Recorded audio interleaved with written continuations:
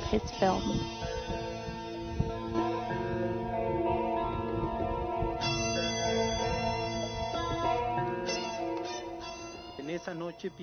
In this night, I came here at about 3 a.m. when the ship first hovered right here on this side, before it flew over the tree to come down on the other side. I set up my tripod, fixed the camera on top of it, and begun to shoot, when the object started to move up and down behind the tree. In order to get the best possible close-up, I zoomed in several times. This is how I shot the footage I gave you the other day. No film which just shows a luminous object at night can ever be conclusive, unless it shows verifiable foreground data. But in this film, we have foreground data. The object is partially covered by the branches of a tree. Is it a large tree? We asked Carlos Dias to take us to the site where he claimed he shot the film. We measured the diameter of the tree, the distance from the camera, we compared the zoom range of the camera, and we shot a lot of comparative footage from the same perspective. In our studio, using false colors to enhance the image, we were able to uncover details on the film not visible when you just view it. You have the same shape of the tree, the same right angle between the trunk and the branches, the same extended branches on the right side, and a second round tree or bush right in front of it. Although we were aware years later, this is enough correlation to say it was the same tree in the same perspective. Any possibility of a montage or blue box effect? No. There's a direct interaction between the object and the tree. The tree vibrates, obviously touched by the energy field of the craft. And the glow of the craft slightly illuminates both the tree and the bush. This footage is real. It shows a large craft, and it is one of the best UFO films ever taken.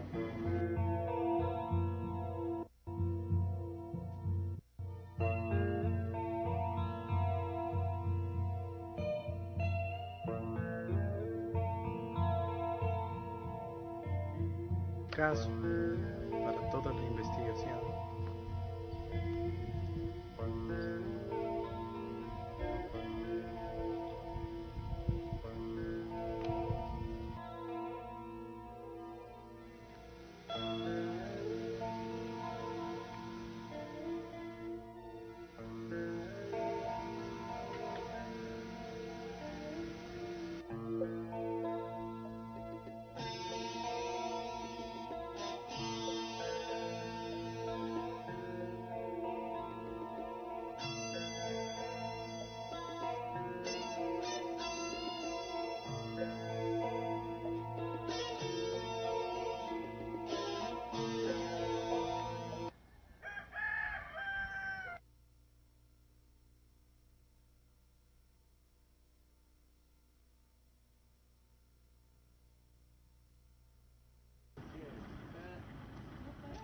Ja, soweit es geht.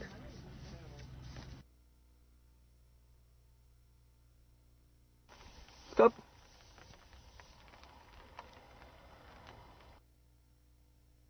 After a careful measurement, we found the tree to be 35 feet wide, with a distance of 345 feet from the camera.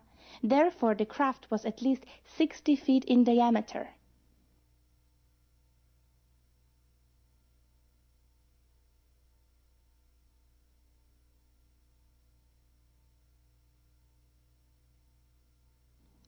But are the Carlos Dias UFOs unique, never before seen anywhere on Earth? No, they aren't.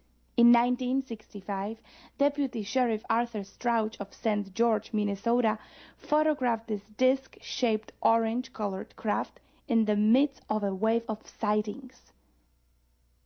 On May the 4th, 1994, a cameraman of the local station TV Roma filmed this craft near Ostia, the ancient harbor of Rome. It was seen by hundreds of witnesses.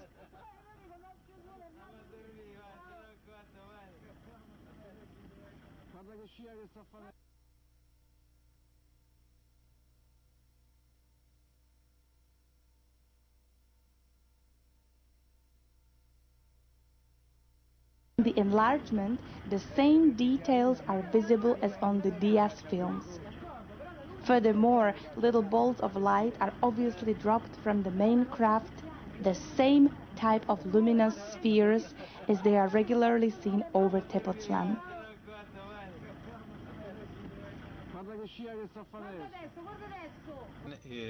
El mismo tipo de energía de la cual están formadas las naves más grandes, pero en estas pueden estar These spheres of light are made from the same kind of energy the big ship is made of, light energy. Some are unmanned, some have 1 or 2 people aboard. Some of these spheres are white, others blue, others red in color, and they are probes or monitors to study the environment. They explore the different life forms and conditions on Earth, many things. They don't interpret, they just study and collect the data and emotions involved. Since they are energy, nothing can stop them. They can go through anything. They even come out of the rocks.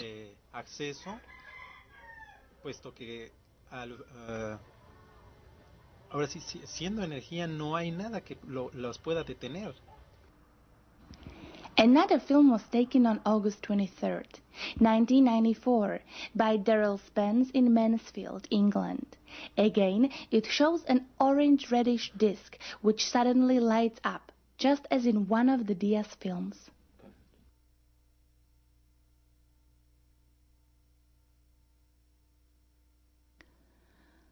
What causes this strange luminosity? We still don't know, but one who might have had an answer was the late Colonel Philip Corso, a member of the National Security Council under President Eisenhower and head of the U.S. Army Foreign Technology Desk. When Colonel Corso saw the Dias photos, he knew they're real. And he claimed he saw the same type of technology when he coordinated the study of the Roswell wreckage by the U.S. Army Research and Development. What you are seeing here, I told Diaz, is a flying saucer with its energy, propulsion energy on and going someplace. Either it's going or coming or accelerating. I don't know, because all you have here is a flat surface. So this thing is moving when it's like this, because the energy is on. And he was very pleased to hear this, because I told him the mistake that we have made. We built the type of flying saucers, but they would never fly most of the time, because they made the mistake of not realizing that the extraterrestrial is part of the flying saucer and part of the system himself. His energy guides the system. I told him that this, from our studies and our intelligence we had, these colors are part of the guidance propulsion system. So you are absolutely convinced the pictures are real? They're real. They had to be real, because he took the pictures he had them. He never knew what this. Well, he couldn't know an explanation like this. The explanation had to come from something like I was in, research and development, knowing about what they were, knowing what the guidance system was, knowing the type of propulsion systems, and knowing what was in space. Otherwise, a nice fellow like Diaz would have never known this. He had to be, say, maybe on the level that I was on. So when I told him this, he was really pleased and happy. Because I told the boy, well, you did an honest job, you were an honest man, but more likely you have been attacked by debunkers saying, oh, you don't know what you're doing. But you had something real here and never knew it. But it had to come from somebody that knew. So immediately when I saw it, I told Diaz what it was and explained it to him. The renowned physicist Professor Dr. August Mason worked for the Belgian Royal Air Force and taught at the Catholic University of Louvain. After he learned about the Dias pictures and studied them, he was as stunned as Colonel Corso.